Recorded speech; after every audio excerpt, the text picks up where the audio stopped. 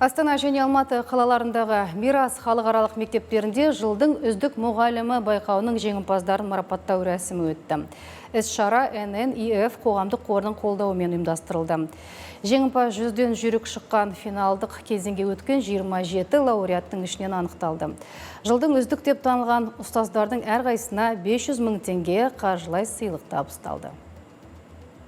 ННИФ қоғамдық қорының қолдауымен Мирас халықаралық мектептерінде жылдың үздік мұғалім байқауы өтті. Шараға 4 мектеп пен 5 балабақша мұғалімдер мен тәрбиешілер қатысты. Байқаудың басты мақсаты үздік мұғалімдерді анықтап қана қоймай, білім беру жүйесіндегі жаңа педагогикалық идеяларды жүзеге асыру.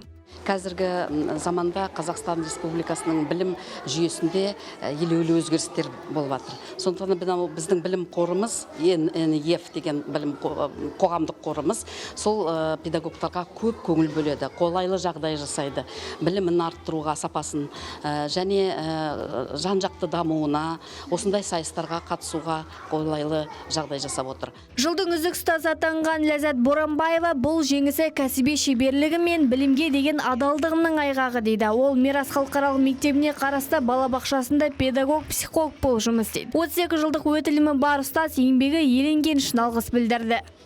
Биылғы жыл ұстаздық конкурсқа қатысып, шараға қатысып, жеңімпаз атандым. Бұл жеңіс тек қана менің жеңісім емес, бірге қызметтес әріптестердің, ата-аналардың және балалардың еңбегі де бар деп ойлаймын. Еңбегімізді елегенге ННИФ қоғамдық қорға алғысымды айтам. Шара соңында үздік мұғалімдерді анықтап марапаттау рәсімін өткізді. Қатысушылардың пікірінше байқау өте әділ өткен. Жыл бойы жалғасқан жарыстан тек жүйріктер озды дейді Әсемгүл Сауытбекова.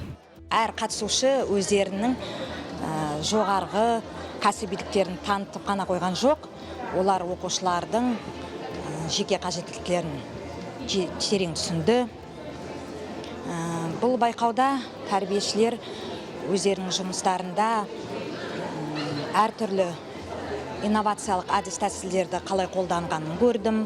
3 жылдан бері дәстүрлі түрде жалғасып келе жатқан байқауға 400-ден астам мұғалім қатысқан. Оның 108-і финалға өтіп, 24 мұғалім жеңімпаз атанды. Әсел Дүкенбаева, Шалқар Шуақбай, Атамекен бизнес.